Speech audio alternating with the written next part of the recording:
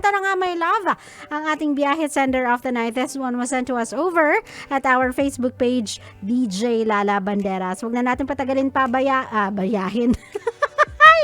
Basahin natin ang biyahe na si Nilufa. Hello po DJ Lala, matagal na po akong silent listener nyo, mapa YouTube man or mapa Facebook, itago nyo na lang po ako sa pangalang Nilufa. Matagal ko na pong gustong manghingi sa inyo ng advice, kaso parang nagdadalawang isip pa ako. Wala po kasi akong kaibigang masasabihan at kamag-anak kasi itong problema ko ay hindi pa pwedeng malaman ng kung sino. Baka kasi husgahan nila ako. Ate Lala, hindi ko po alam paano ko sisimulan, pero sige, I will do my best. Sige. Nasa UAE po ako ngayon, bali may jowa po ako. LDR syempre. Tapos, palagi niya pong sinasabi sa akin na ayaw daw po niya ng NV or not virgin.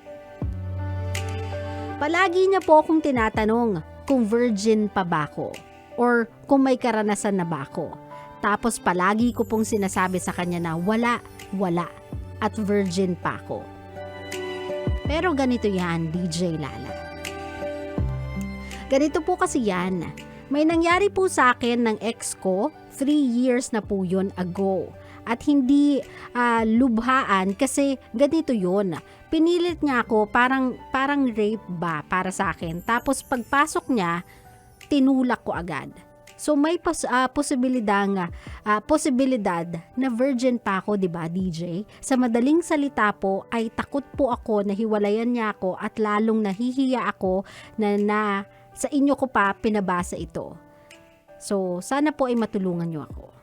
Ano po bang gagawin ko? O, diba? From wholesome to SPG real quick. Well, my love, ganito, no? Your case is not really a simple case, my love. Didiretsahin na kita. It's a very sensitive matter. But one thing is for sure. You have to respect yung wishes ng partner mo. If gusto niya ng non-virgin as a partner, yun talaga yung specific na classification niya or standard niya ng paghahanap ng jowa, we cannot judge him for that choice. Wala namang masama sa choice niya kung old-fashioned siya eh. Kung conservative yung pamilya niya, it is his right to have that standard. So you as a girlfriend, kailangan mong sabihin yun sa kanya. Kung sasabihin mo naman kasi sa kanya tong kwento mo sa akin, my love, if this is really what happened to you, I think he will understand. And technically wise, if I'm not mistaken, correct me if I'm wrong, kung meron tayong mga medical practitioners dyan sa comment section natin or may nakikinig tayong medical practitioner, please do correct me if I'm wrong. Kung yan ay trinay lang ipasok, tas pinigilan mo agad, kumbaga walang second penetration or whatsoever, I'm so sorry, I don't have anything, any word in my pocket to euphemize tong mga bagay na to. I just have to go straight to the point and I just hope you understand na this is for education purposes. So, kung sakasakaling walang second penetration yan, third penetration yan, hindi pa nabibreak, if I'm not mistaken. Kumbaga, i-assess mo sa sarili mo kung dumugo ka ba or whatsoever. If that's the case, kung merong blood, ibig sabihin nakapenetrate talaga siya. And then, it's safe to say that you are not a virgin. Kasi nga, na-penetrate niya. Kumbaga, nasagad niyan, my love, nasagad niya yan. So, if what happened to you is really what happened to you, I suggest you just come out sa boyfriend mo. Sabihin mo na lang sa kanya na this is what happened to me. Hindi ko to sinabi sa'yo because of the reason you also said to me na natakot ka, na baka iwanan ka, natakot ka na maging basehan yon ng kung gaano ka sincere, kung gaano ka kabait, kung gaano ka pure yung intentions mo para sa kanya. Ayaw mong mabahidan ng kahit anong kwentong yon, yung katotohanang mahal mo talaga siya. Now, kung ang sasabihin niya, ayoko talaga niyan, Sabi ko sa'yo, that's the only thing I have in my requirement for my girlfriend or for my soon-to-be wife na gusto ko virgin siya. You just have to accept it, my love. You have to respect his wishes kasi naging upfront naman siya about it. Naging vocal naman siya about it na yun yung gusto niya. So my love, if ever na hindi ka niya matanggap, you just have to accept that and respect him for that. I don't want you to be mad. Pero I don't want you to look down on yourself as well. Not because nangyari yun sa'yo, wala na magmamahal sa'yo. Not because nangyari yun sa'yo, madumi ka na. Not because nangyari yan sa'yo, hindi ka na worthy mahalin. You are my love. It's just that you need the right person to love you. Pero mas masasaktan kasi siya, my love, mas magiging pangit yung relationship ninyo kung every single time na i-bring up tong topic na to, nagbubutil-butil yung pawis sa noo mo kasi alam mong you are telling a lie. 'Di ba? Mas mahirap kasing mag-continue tong relationship ninyo, him expecting you to be virgin, and then sa unang araw ninyo, kapag kinasal kayo, kapag umabot kayo sa puntong yon, hindi ka nagdugo like he expect you to do so kasi nga you are claiming yourself as a virgin at napansin niyang hindi, my love, another heartbreak for you kasi baka on the first day of your marriage will be the last of your relationship. Naintindihan mo ko, my love? You cannot continue on with this lie. Hindi ko naman naiintindihan. It's not na hindi ko naiintindihan. Para sa akin, hindi siya basihan. But that's my opinion. That's your opinion. That's someone else's opinion. But your boyfriend was very vocal na yun yung gusto niya. Yun yung wishes niya. I just hope you'll respect him enough to tell him the truth. But again, my love, ulitin ko lang. I-reiterate ko lang in this time around, I want you to listen.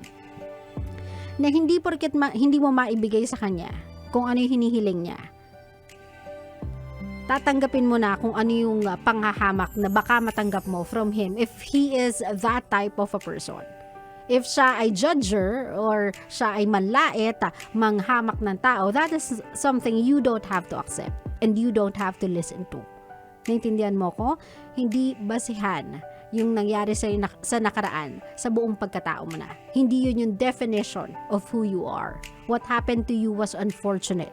You have a douche for a past. Meron kang, for the lack of better term, and excuse me sa mga 18 and below nating listeners, meron kang gagong ex na gumawa nun sa'yo.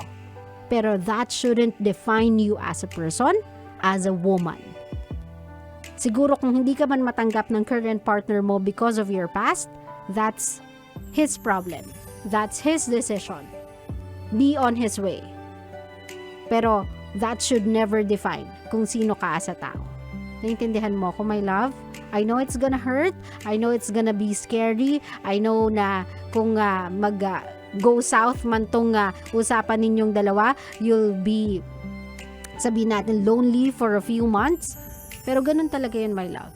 Hindi lahat ng nakaraan natin kayang tanggapin ng kung sino lang.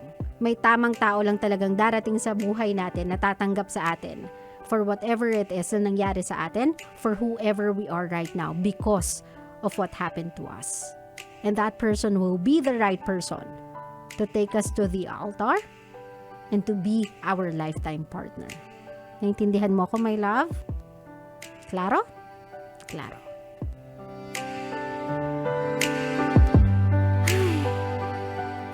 Naiintindihan ko naman din kasi talaga yung sabihin na natin yung hindi requirements ang tao, preference yun yung tamang term for it. Naiintindihan ko naman yung preference ng ibang tao when it comes to something like that, yung a sensitive matter as that, o diba, may mga tao talagang ganyan yung preference kasi nga ito yung kinalakhan nila.